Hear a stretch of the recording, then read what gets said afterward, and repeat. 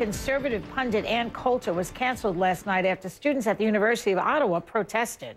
Some students said Coulter is guilty of hate speech, but is hate speech also free speech? Here to sort it all out are John Avlon, columnist for thedailybeast.com and author of Wingnuts, How the Lunatic Fringe is Hijacking America, and Sam Seder, media commentator and co-author of FUBAR, America's Right-Wing Nightmare. By the way, Ann Coulter will be on the show tomorrow, so whatever we say about her will be discussed tomorrow, so watch what you say. I'll be here protesting.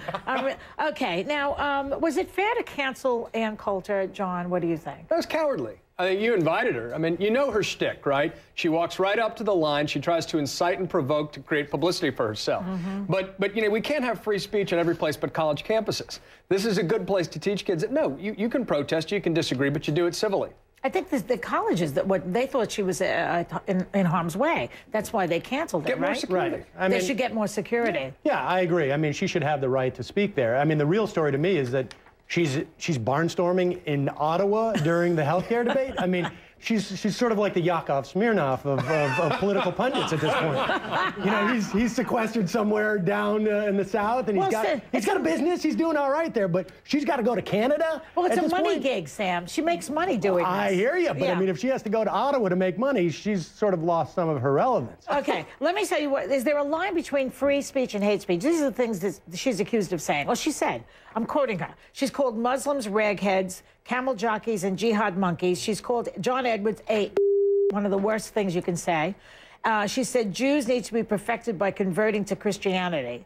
That was a strange remark. I mean, who does this woman like anyway? Who does she like? She seems to take a lot of shots. Now, is what I just quoted you, is that hate speech or free speech? It's both. It's both. But look, you know, it is a shtick that is incredibly cynical because she is trying to walk up the line. You know, she's awfully proud that she knows the Constitution. So yeah. She's trying to walk up to that line about yelling fire in a crowded theater. And that is how she creates, you know, that's how she gets books and sells books. She tries to incite people, and there's something deeply cynical about it and troubling. And the people who like her are folks on the far right. It's the ultimate extreme of playing to the base politics. Right, but she thinks that she's funny. Does she not get away with it because maybe she's not a professional comedian? Because Bill Maher says, you know, a lot of volatile things on his show. I do too, but we don't get in the kind of trouble that she does. Why? I mean, well, she's not a comedian. I mean, she's, aside from not being funny, she's not a comedian. And, you know, I don't know to what extent she really, for most of her career, she hasn't necessarily been a far-right figure. She's been an important ideological pillar of the conservative movement. She's spoken at CPAC every year, maybe except for since her comment about John Edwards. And I think that's why she, I mean, I don't know if she doesn't get away with it. She says it and she sells books. Well, she takes the heat for it if she gets away with it. But let's talk about Sarah Palin also. Okay, she wrote on her Twitter page, quote, common sense conservatives and lovers of America don't retreat, instead reload. Then she directed people to her Facebook page, which posted this map showing targets on Democratic House members. What is up with her? Now, to me, that's a scary thing. Reload, it's too much about shooting. I don't like it. Well, I mean, I think she uses the vernacular. That's her brand, right? She's the woman who shoots animals from a helicopter. And she's, you know, she is also another one of these entities who is just basically there to market herself, but also simultaneously is a pillar of thought within the conservative movement. And I know, but it's violent, isn't it, John? It is violent. And on a day, now that there are 10 Democratic congressmen say they've gotten death threats just today over health, one thing we should do is challenge Sarah Palin to show some decency, to show some judgment, and to take those down off her Facebook page today, because that is an incitement.